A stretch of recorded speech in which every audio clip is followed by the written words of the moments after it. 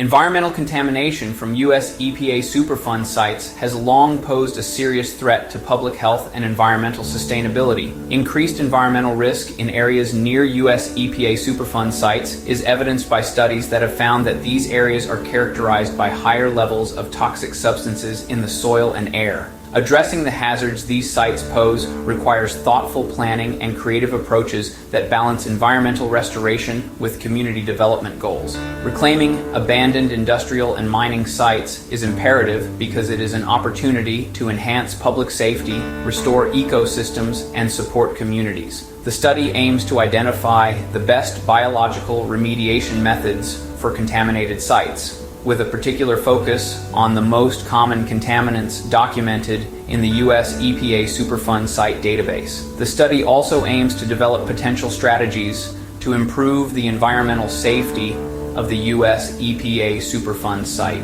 The current study is based on peer-reviewed articles published in English over a 10-year period from January 2014 to December 2023, indexed in the abstract databases Scopus, Google Scholar, and PubMed, NCBI.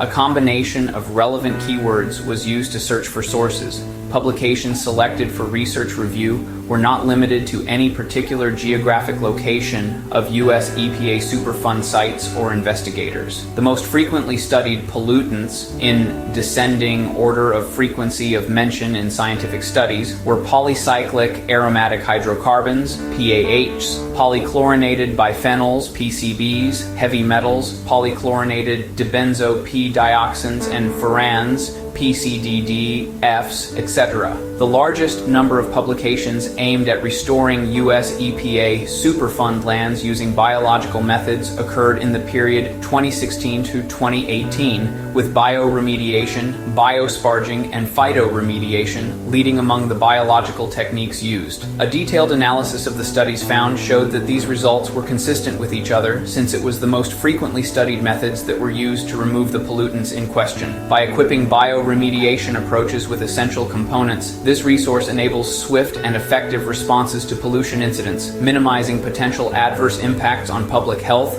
waterways, and groundwater systems caused by industrial and human activities. Combining biological approaches with robust risk mitigation strategies can further enhance environmental protection and safeguard nearby populations.